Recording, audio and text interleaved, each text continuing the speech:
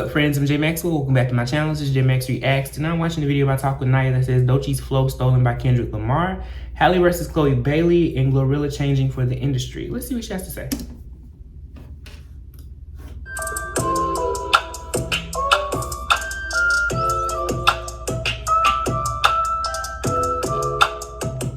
Everybody, welcome back to Talk with Nia. So let's get into it. We gotta start off with Beyonce.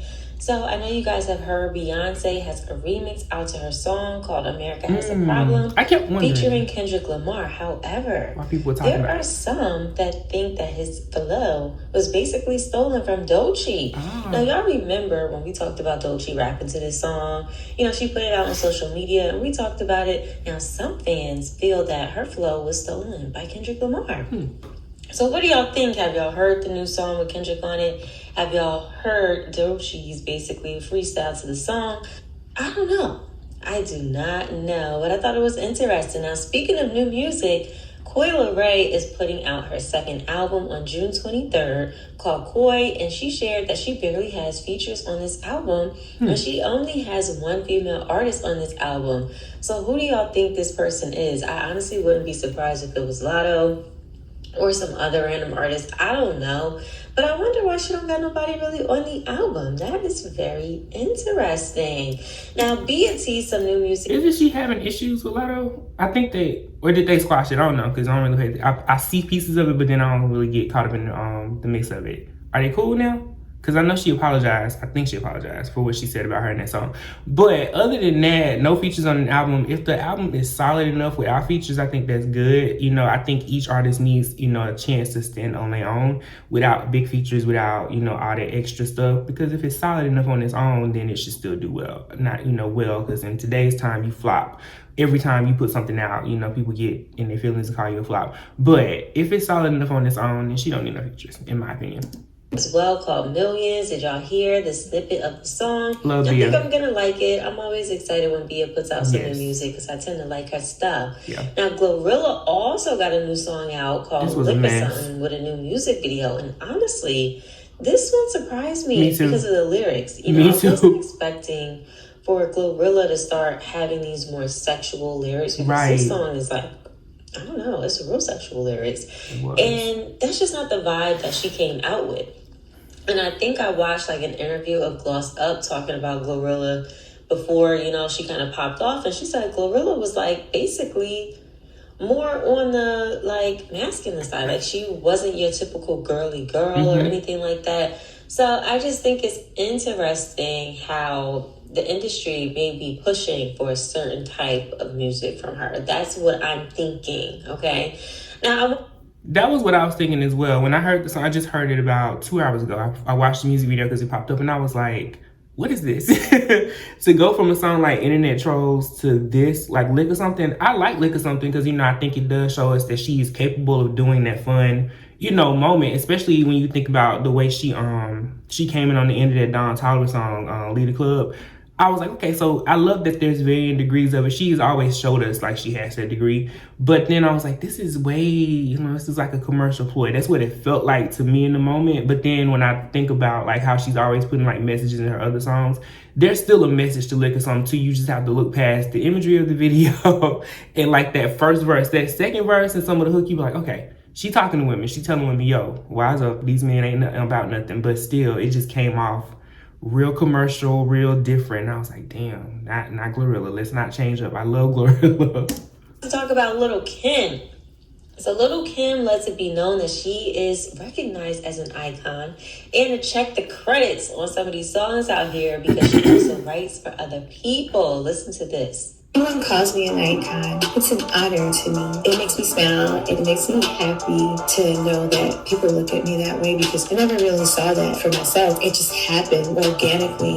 There's a few highlights in my career, but it's funny because I never had that, oh my God, I made it moment. Even to this day, I feel like that moment is still coming. I'm so glad to see us women getting our recognition and everyone celebrating us. I think it's a wonderful thing. And by the way, all this talk about writing, I've wrote for other people.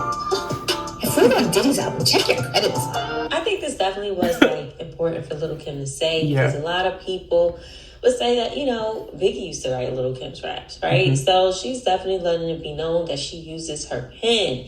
Now, lastly, before she gets into that, I want to talk about this whole notion of ghostwriting and pushing a motherfucking pen.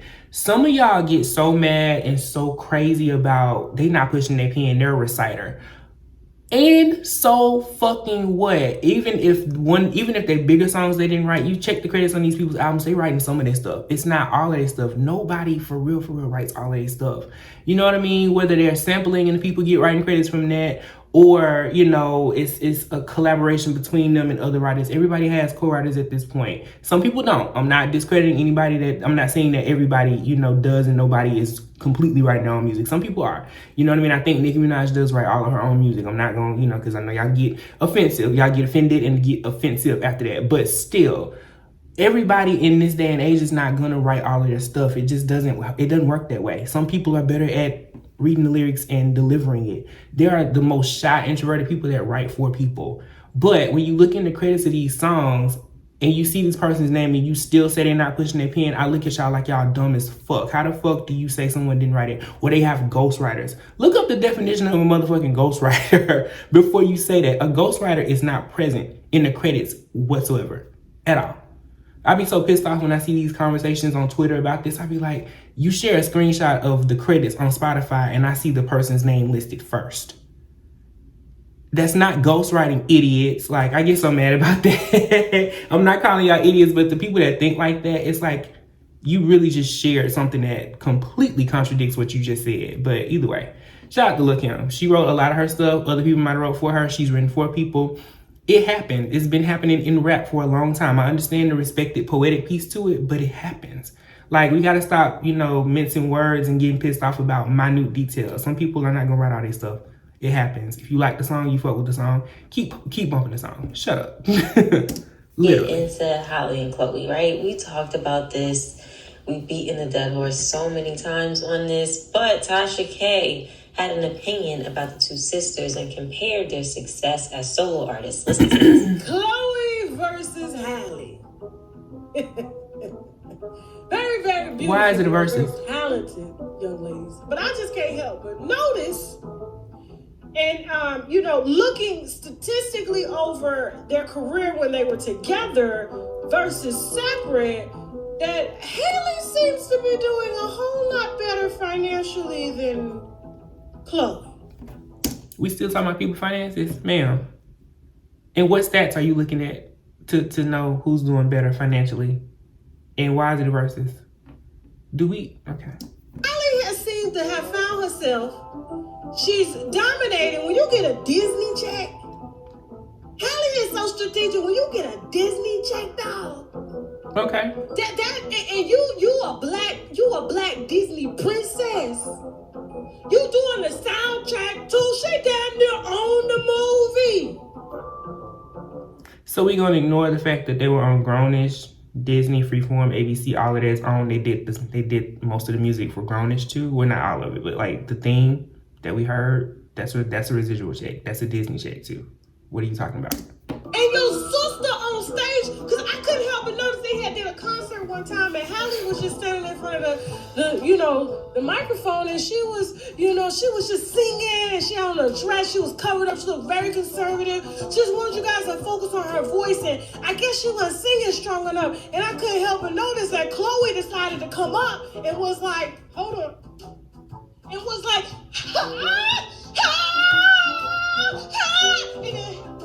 and then she was like, and she's like, is this an attention-seeking attempt? Why are you trying? I can't help but her trying to outdo her sister. She playing the Little Mermaid, and you getting ass shots from somebody else's man. Oh, yeah, would be mine.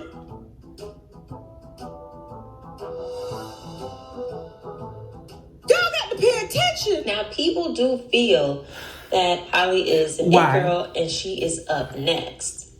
When I saw these recent photos from Halle, I was like, she has it. She has it. Okay?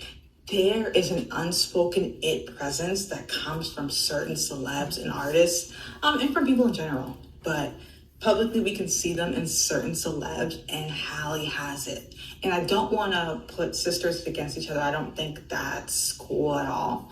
It's just interesting to see how much they push Chloe, and Chloe to be like the next Beyonce. And Halle has something so unseen before. And I think if they allow her to really tap into like being bigger, she's going to be the one. One, I think she's taking her time, but this is the issue I have with this. When people say stuff like this and then they immediately, well, I don't want to go against sisters and put them against each other because it seems like, you know, they're pushing this one. Just say you support Halle. Just say you see it girl energy in her. Just say this. Don't even mention the other person. Other people in the comments would do that, but you look crazy when you do it because then you perpetuate a narrative and you fuel what your comment section is going to look like. And this conversation continues to happen when it really just shouldn't be a thing. You should just support them individually, however you support them, and then let that be that on that. But people love making it a comparison. They're two very different people. Feminine, quiet, yet very heavy sex appeal that draws you in. It's almost siren-like, which is ironic because she's the Little Mermaid. I'm shook. Can I show you guys the rest of the pictures? It's giving. DDG, I see it. I see why. I was in a chokehold. Like, it feels like there's an aura just permeating, right. But it feels like her.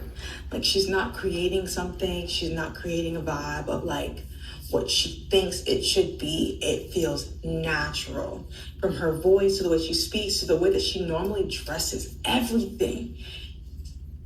Wow. Like, you really don't have to brand her. If they would just, like, allow her to just shine, yikes, this shit could be a monster. And I compare this to the same thing I talked to you guys about in real life, as normal people, liking what likes you back and leaning into your strengths, right? So knowing your body type, knowing your colors, and leaning into naturally what's happening and letting that shine. And she's done that. It's good. And this is what happens, like with non-celebs too. When you lean in to what likes you back and what's your moment and what's naturally you and enhance that, wow. Now, as far as my opinion, the two sisters seem opposite of each other in regards to their style and everything like that. I mean, we all notice how they perform very differently when they're performing together. And Halle has her own vibe and style, and so does Chloe. So I do feel that people want Chloe to act more like Halle, because I feel like they kind of gave us, you know, like the good girl image when they came out together. And people want Chloe to kind of go back to that or not be so pushy with this sexual image thing that she's given off. But I think Halle's going to continue to shine as she does more movies, and she has The Color Purple coming out in December. You know, The Little Mermaid's coming out in like 3 days. And I think that she's going to do well in acting. I also think she's going to do well singing. People want her to play Janet Jackson in a biopic. But when she drops her solo music, I also think it's going to be really good. I'm curious how her solo music is going to do. If Halle has a good solo music run, that girl's going to be a problem. She is. Period. That girl's going to be a problem out here. Now, Chloe knows the feedback of what people don't want from her and what they do want. But, you know, I got hope for Chloe. I think that she is extremely talented.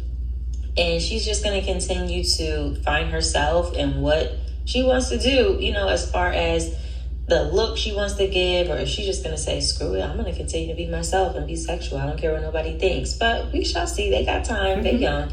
And that is all I have for today. I'll see you in the next one. Bye. I love how she wrapped that up, and once she addressed them individually and then throw a comparison in there. That's the key thing I be wanting people to do. I'm not saying, you know, if you feel one versus the other, it's okay to do that. But if you're going to talk about Halle in this moment, talk about Halle. If you're going to talk about Chloe, talk about Chloe. The sooner we stop seeing them as, you know, Chloe Halle from years ago when it was the two of them and they had this different kind of image, and we start seeing them as individuals, we'll be able to really judge them a little bit more fairly. I feel like trying to, you know, encapsulate them in the Chloe Halle brand versus the Chloe Bailey and Halle Bailey brand is what's kind of screwing a lot of it up for, I think, Chloe in this instance. Halle's doing well because she's doing her. Chloe is doing her too, but people don't want to see it that way. They just want to see somebody that's overly raunchy, just wilding out. And it's like, no, she's doing everything young girls her age do when they're not in front of this microscope, this lens of the industry. I see it every day. I work on a college campus. I live where I work. I'm a university housing professional.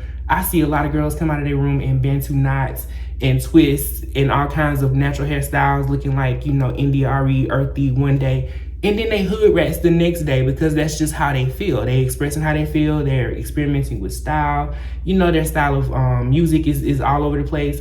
To me, that's what I see in Chloe. I just see that it's not inconsistent, it's not crazy, it's just her exploring and finding herself. So when y'all get to going off and just hating her for no reason, I be thinking to myself like, what in y'all can't see that walking around the streets of wherever you live now? It's just that she's in the music industry. But yes, this was a good video, super good video. I really enjoyed Talk with Nia. I am slowly trying to work reacting to T-blogs and stuff back into my page because I get a lot of DMs on Instagram with people saying you need to talk about things. We miss your perspective. And I'm like, okay, cool, I'll do it. But don't get reckless in the comment section because then I'm gonna be like, all right, I'm going back to Mad TV. I'm going back to the spoofs. I'm going back to the stuff that don't nobody else be watching. But let me know your thoughts on this below. Comment, like, subscribe. Until next time, peace.